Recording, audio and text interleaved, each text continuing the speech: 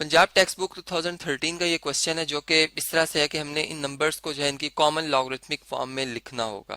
अब logarithmic form क्या होती है और फिर ये हमारे पास किस फॉर्म में नंबर लिखे हुए हैं, अगर हम इनको इनको समझें। देखें, जैसे मैं बात करता हूँ, चलें चूंकि तमाम नंबर्स 10 बेस पे हैं तो हम 10 बेस के हवाले से ही बात करते हैं। हम ये कहते हैं कि अगर हमारे पास 10 की पावर जो है वो जीरो हो जाए, इसका मतलब क्या होता है जी कि 10 की पावर जीरो, जीरो चूंकि एक एडिटिव इनवर्स है जो कि सिर्फ और सिर्फ उस सूरत में आता है जब इनवर्सेस ऐड किए जाएं, जैसे 2 और इसमें ऐड किया जाए -2। ठीक है, तो यहाँ पर अगर हम देखें तो ये हमारे पास जो है वो इसको हम लिख सकते हैं 10 पावर 2 ओवर 10 पावर 2, यानी लॉ ऑफ एक्सपोनेंट की बेस पर मैंने बात की है। हम ये बात जानते हैं कि a power m over a power n हो तो हम इसे लिख सकते हैं a power m minus n। ठीक है, तो यहाँ पे मैं इसका रिवर्स मैंने अप्लाई किया है। ठीक है, इसको इस तरह से क्वेश्चन फॉर्म में या मैं कह सकता हूँ फ्रैक्शन फॉर्म में मैंने इसे लिखा।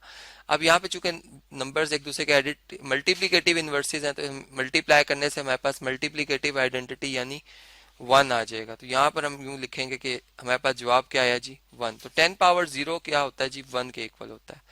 अब मैं जब लॉगरिथम्स को डिफाइन करता हूँ तो मैं यूं कहता हूँ कि अगर फर्ज करें मैं लॉग फाइंड कर रहा हूँ तो लॉग में बेसिकली मैं ये कहता हूँ कि बेस 10 पे अगर आप इसकी एक्सपोनेंट 0 रखें तो क्या जवाब आएगा, यानी वो जो जवाब है वो हम यहाँ पे उसका लॉग ले रहे होते हैं। हम ये उल्टा चलते हैं हम इस तरह से, यानी यहाँ पे हम कहते हैं 10 पावर, फर्ज करें हम एक क्वेश्चन बनाते हैं, हम कहते हैं 10 पावर 5 क्या होगी, ये हमारा क्वेश्चन है। ठीक है, तो लॉग में अगर हम इसी बात को मैं लॉग में लिखूंगा तो मैं यूं कहूंगा कि लॉग ऑफ, ठीक है, यहाँ पर हम लिखेंगे बेस 10 इक्वल टू 5 और इधर x आ जाएगा, यानी 10 की पावर, ये पावर इस जगह पे लिखी जाती है। एक्सपोनेंट क्या ली जाए कि जवाब हमारा जो आएगा, यानी एक्सपोनेंशियल फॉर्म में जवाब इस जगह पे लिखा जाएगा और इधर हम उसका लॉग ले रहे होंगे। तो हम एक ही बात को दो अंदाज में यहाँ पर बयान कर रहे होते हैं।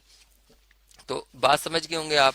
अब देखें इसी तरह ये जो क्वेश्चन है अगर मैं इसको लॉगरिथमिक फॉर्म में तब्दील करना चाहूँ तो ये इस वक्त जो है अपनी एक्सपोनेंशियल फॉर्म में है, यानी एक्सपोनेंट की शक्ल में लिखा हुआ है, इससे हम कहते हैं एक्सपोनेंशियल फॉर्म। और अब मैं इसे लिखने जा रहा हूँ लॉगरिथमिक फॉर्म में। ठीक है, एक हेडिंग से हम बना लेंगे लॉगरिथमिक फॉर्म और हमारे पास इसकी लॉगरिथमिक फॉर्म क्या बनती है जी, हम लिखेंगे log of x to the base 10 equal to y. ठीक है, तो ये हमारे पास इसकी क्या बन गई जी लॉगरिथमिक फॉर्म बन गई। इसी तरह अब यहाँ पर हमारे पास जैसे ये नंबर है 10 रेज टू द पावर 1 जो इक्वल टू 10 आ रहा है, चले इसे मैं यहाँ से कॉपी करता हूँ, यहाँ पे हमारे पास स्पेस थोड़ा सा कम है तो बल्कि इन दोनों क्वेश्चंस को हम यहाँ से जो है वो शिफ्ट करते हैं और यहाँ पर कहीं पे इसको सॉल्व करते हैं। देखें जैसे अब हमारे पास ये दो नंबर्स हैं 10 रेज टू पावर 1 जो है वो 10 के इक्वल है, तो यहाँ पर जब हम लॉग लेंगे इसका तो बेसिकली हम यूं कहेंगे लॉग ऑफ जो जवाब आ रहा है, ठीक है, इसको हम यहाँ पे लिखेंगे। बेस जो है वो अपनी जगह पे ही रहेगी, बेस जो है वो लॉग की भी बेस वही रहेगी, यहाँ पे हम 10 लिखेंगे और इक्वल टू 1। ठीक है, यानी ये जो है ये एक्सपोनेंट जो है यहाँ पर ये अगर आप यहाँ पे देखें तो ये हमारे पास जवाब था, ये नंबर था। ठीक है, और यहाँ पे ये हमारे पास क्या थी जी एक्सपोनेंट थी। और जब हम लॉगरिथमिक फॉर्म में तब्दील करते हैं तो एक्सपोनेंट जो हमारे पास आ रही है वो यहाँ पे आ जाती है। ठीक है, और जवाब जो है वो उसका लॉग ले लिया जाता है, तो इस तरह से ये लॉगरिथमिक फॉर्म बन जाती है। और इसमें चूंकि बेस 10 आ रही है और जब हम नॉर्मली ज्यादातर क्वेश्चंस बेस 10 के सॉल्व कर रहे होते हैं, जैसे जो भी क्वेश्चन है जब हम बात ही इसकी करेंगे तो फिर हम इधर बेस मेंशन नहीं करेंगे। ठीक है, हम ये बात लिख दिया करेंगे कि लॉग 10 जो है 1 के इक्वल, यहाँ पे ऑब्वियस बात यानी समझा जाएगा कि बेस 10 है। फिर दूसरी बात के अगर चलें इस क्वेश्चन को भी हम समझते हैं, इसमें अगर हम देख रहे हैं कि 10 पावर 3 जो है वो 1000 के इक्वल है तो इसकी लॉगरिथमिक फॉर्म क्या बनेगी, हम लिखेंगे लॉग ऑफ 1000। ठीक है, बेस क्या रखेंगे to the base 10 equal to 3।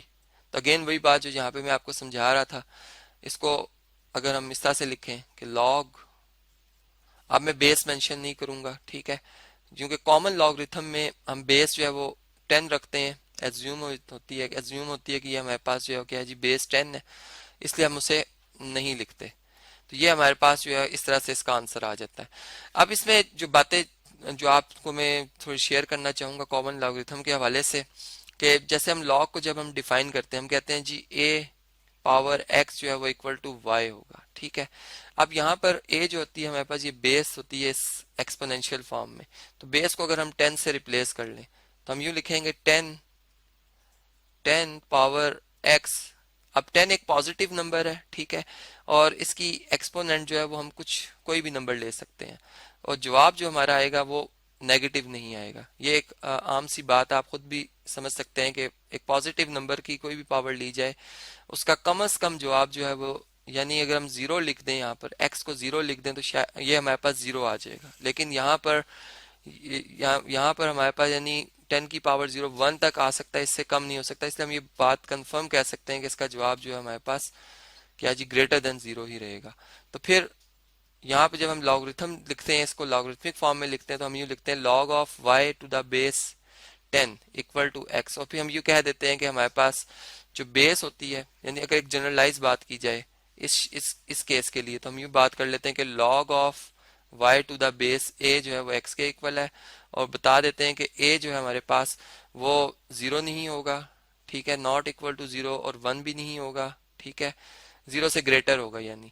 और दूसरी बात यह है कि y जो है वो हमारे पास क्या होगा, 0 से ग्रेटर यानी पॉजिटिव होगा। तो वो बात हमें यहाँ से काफी अच्छे तरीके से समझ आ जाती है।